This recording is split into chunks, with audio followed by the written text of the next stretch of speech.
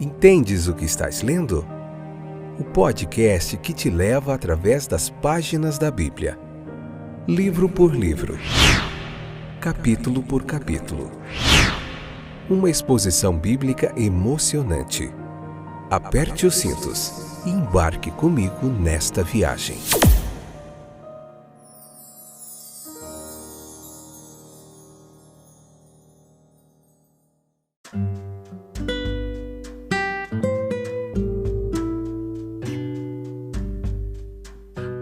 Olá, eu sou o Fábio, esse é mais um excepcional episódio do podcast Entendes o que estás lendo. Eu tenho me dedicado há mais de 20 anos a esse trabalho de ensino e aprendizado da Palavra de Deus. Estou aqui para ajudar você a aprender mais do texto bíblico. Hoje Levítico capítulo 13, parte 3, episódio número 400. Olha que marca fantástica. Chegamos, essa que é a 5ª temporada, estamos vendo o livro de Levítico. Nós já vimos Gênesis, Êxodo, Evangelho de João, Evangelho de Lucas, capítulo por capítulo, nesse estudo sequencial. Hoje nós vamos concluir aqui Levítico capítulo 13, nessa terceira parte desse episódio. Tudo bem com vocês? Alegria, satisfação tê-los de volta aí conosco, vocês que sempre nos acompanham, sempre estão aí aprendendo mais da Palavra de Deus. Esse é um tempo precioso, um tempo muito bom que a gente para refletir no texto bíblico e ver o que ele tem a nos ensinar. E eu vou ajudar você a aplicar tudo isso aqui, todo esse conhecimento na vida diária, tá bom? Vamos lá então? Então vamos lá. Vamos hoje falar, versículo 40 aqui, por exemplo, nos apresenta um pouquinho o que a lei falava sobre a calvície, né?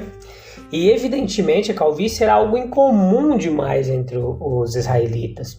Caso contrário, não teria despertado tanta atenção e não poderia ter criado escárnio, como lá em 2 Reis 2:23, Isaías 3:24, no livro de Ezequiel 7:18, a gente encontra algumas referências a isso também.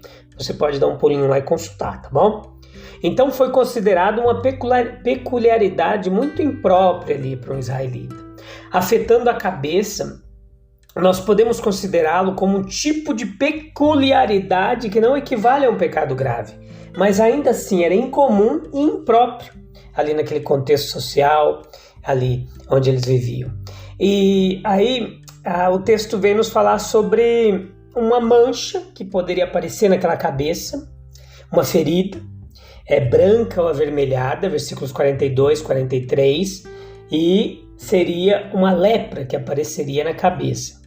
Mas também não poderia não ser apenas uma lepra, poderia ser um furúnculo, um distúrbio cutâneo qualquer, outro problema dermatológico aí, e que não era lepra. Nesse caso, o paciente seria tratado conforme está relatado nos versículos 2 e 6. Seria importante você ler o capítulo 13, depois vem para cá, escute os 3 episódios com calma, que você vai entender muito melhor o texto bíblico, tá bom? Então, veja que não pode não ser, podia ser apenas um furúnculo, algum distúrbio cutâneo. Então, haveria algo errado, mas não era coisa impura, não era considerada impura pela lei, como no caso a lepra. Então, meus queridos, é um erro chegar a conclusões erradas e precipitadas. Pode haver apenas uma pequena falha em chegar a convicções que não são corretas, mas pode haver um desastre muito grande resultante de uma má interpretação. Um homem ele pode inocentemente tomar um caminho errado, mas sua inocência não salvará de cair no pântano ou no precipício a que aquele caminho errado conduz. Então entenda, o erro não é a pior coisa do mundo, mas é uma coisa seriamente ruim e perigosa. Então veja que quando somos seriamente avisados, advertidos, aconselhados por homens, obviamente pensativos, piedosos, de que estamos errados em nossos julgamentos, o mais sábio a fazer é ouvir pacientemente e considerar bem se estamos no caminho certo ou se confundimos um caminho falso com o caminho da vida.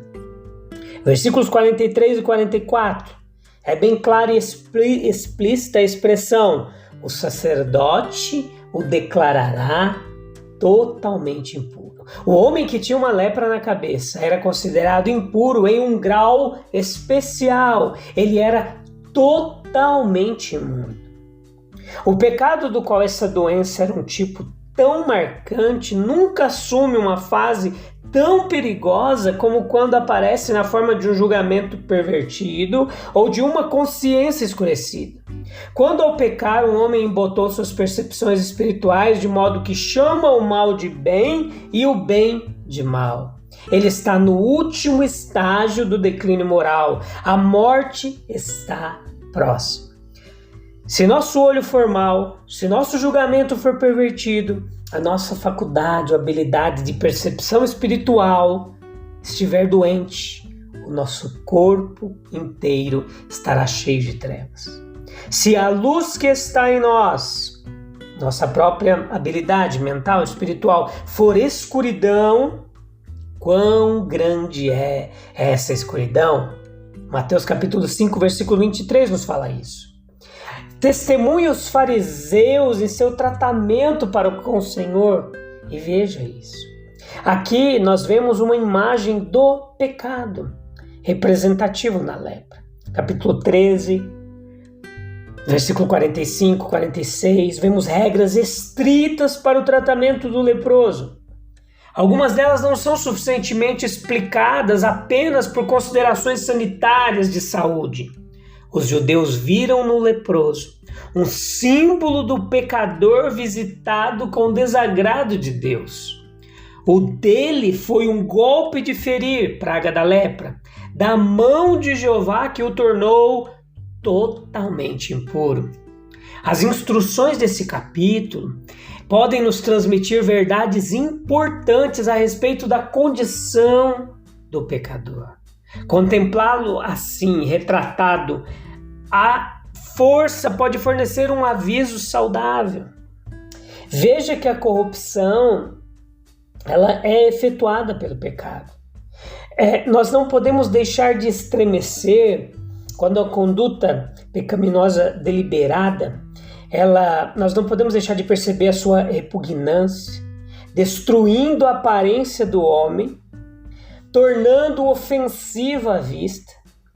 Quão abominável é a maldade aos olhos de Deus. Se nosso senso espiritual ele fosse mais aguçado, que choques, poderia dizer assim, constantes nós receberíamos da conduta perversa dos homens. Que falta de gosto para se entregar ao pecado.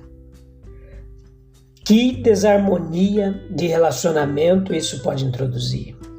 Observe a sua tendência de se espalhar até se tornar total aquela lepra.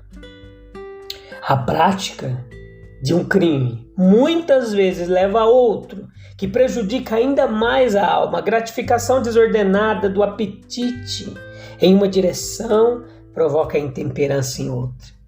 Perder a modéstia muitas vezes é perder a afeição natural.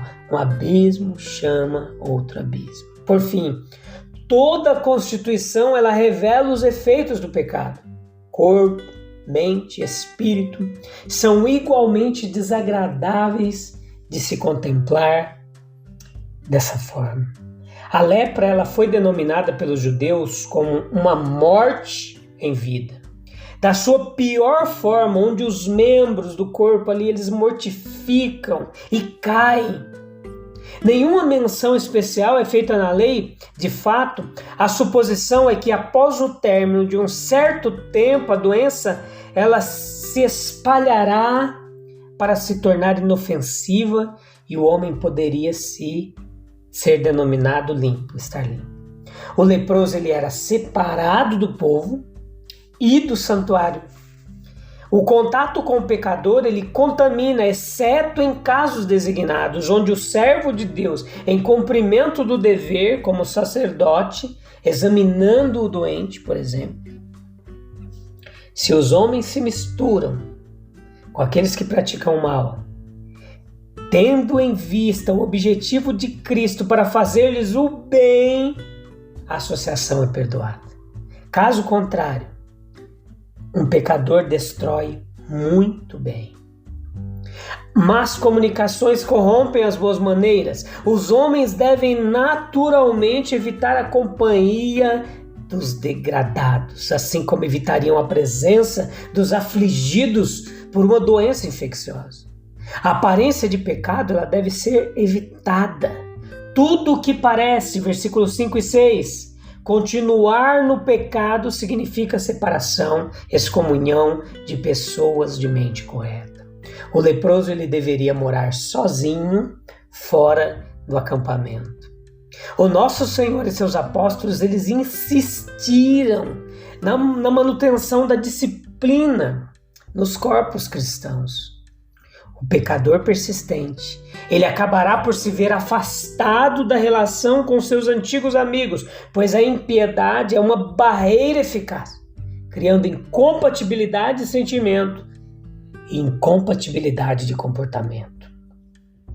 A dispensa, o afastamento da presença de Deus é a pior penalidade que um ser humano pode receber. O salmista ele lamentou a sua ausência forçada do tabernáculo quando viu o poder e a glória de Deus, mas quanto mais o homem que estava tão perto da colina de Sião e tão longe por causa da impureza simbólica. O pecado manteve Deus e o homem separados. E para removê-lo, para acabar com essa separação, veio o Senhor Jesus Cristo. A terrível sentença finalmente pronunciada sobre os injustos é: afaste-se de mim. Palavra dura. Que ausência de alegria, paz e amor está contida nas palavras para as trevas exteriores. O leproso ele usava um traje de luto. É necessária a tristeza piedosa que opera para o arrependimento. Reflita não apenas sobre as tristes consequências do pecado, afastamento de Deus, privação de seu favor, mas sobre sua fonte e aprenda a odiar o pecado como uma abominação. A cabeça descoberta ela atestava a vergonha do leproso. Eu me abomino. É uma linguagem apropriada para lábios manchados. Ouça o grito. Como ele gritava, imundo, imundo. O lábio superior estava envolto em uma cobertura que exigia silêncio geral, exceto na aproximação de um estranho, que poderia ser assim contaminado. Somos todos como uma coisa impura. Quando o pecado ele pesa sobre a consciência, sente-se que não há tempo para conversas comuns, muito menos para fofocas frívolas. Embora sob tal véu, a ansiedade esteja muitas vezes escondida. Pela lei, era o conhecimento do pecado, mas pelo Evangelho é proclamado o seu remédio, perdão, santificação por meio da pessoa bendita de Cristo. O sacerdote ele dependia do seu próprio julgamento, mas ele era guiado por regras fixas ali da lei, ao decidir sobre os casos de lepra. A interposição de Deus pelos profetas, que resultou em curas milagrosas de lepra, preparou o caminho para as maravilhosas obras do Redentor, que evidenciou ao restaurar o corpo para a saúde, o seu poder também para curar a alma. Assim, o que foi vagamente pronunciado lá na antiga aliança foi brilhantemente revelado na nova. Era um ambiente impuro também. Os versos 47 ao 59 desse capítulo 13 nos fala isso, que até as vestes que estavam ao redor do leproso ali era ofensiva e impura. Havia uma impureza na vestimenta, bem como no corpo humano, contra a qual a lei provia algumas recomendações. A classificação de roupas e casas também do leproso como impuras movimentou a alegria de alguns e a admiração de outros. Os ambientes impuros pelos quais podemos estar ambientados são muitos. gostos e desejos inadequados em nosso corpo, pois o corpo é a vestimenta imediata do espírito. Companheirismo profano, associações políticas corruptas, livros impuros e desmoralizantes ou qualquer forma de literatura ofensiva, uma ocupação prejudicial, aquela que fere a consciência ou debilita a vida interior. Uma igreja mortífera existe? Uma sociedade religiosa onde a forma sem o poder da piedade é deixada. Hoje é muito comum isso. Então nós concluímos aqui desses versículos do capítulo 13 que nós devemos exercitar a vigilância na detecção, com o mesmo cuidado com que o sacerdote se certificou da questão da veste leprosa. Versículos 50 ao 57. Nós devemos nos certificar de que haja em algum de nossos arredores ou daqueles pelos quais somos responsáveis a praga que causará dano espiritual no coração e ruína final para o caráter. Nós precisamos fazer um esforço sério para se purificar. Se depois de 7 dias não houvesse propagação da praga, o sacerdote deveria lavar a roupa, versículo 54. Se a praga passasse, ela deveria ser lavada uma segunda vez, então estaria limpa, versículo 58. Tudo que era possível salvar deveria ser salvo. Se por lavagem vigorosa e repetida, qualquer roupa manchada pudesse ser preservada, ela não deveria ser destruída. Tudo que é reformável em nossas instituições e ambientes deve ser reformado. Devemos limpar onde podemos purificar e onde é desnecessário destruir.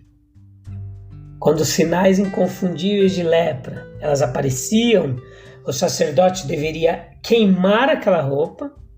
Era para ser queimada no fogo, versículo 52 do capítulo 13.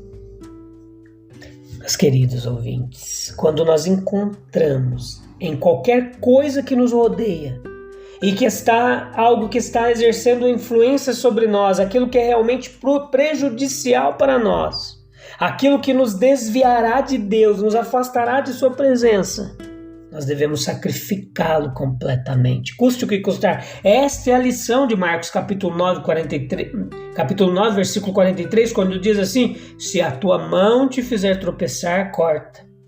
Pois é melhor entrares na vida defeituoso do que tendo 2 mãos ir para o inferno, para o fogo que nunca se apaga. É lógico que isso não é literal, mas a mão representa algo importantíssimo, que, se necessário, deveria ser deixado de lado. Os nossos pertences devem ser colocados no fogo, em vez de permitir que manche as nossas almas. São essas lições do texto bíblico. Tá joia, meus queridos? A gente volta no próximo episódio. Vamos falar no capítulo 14, ainda muito sobre esses pormenores da lei, como a gente pode aplicar isso hoje, como funcionava ali na comunidade de Israel. É importante a gente saber de tudo isso. Isso esclarece muita coisa que você vai ver na Bíblia Sagrada, em outras partes, nos profetas, no Novo Testamento, dá uma compreensão muito melhor de como os judeus israelitas pensavam a partir dos princípios da lei mosaica.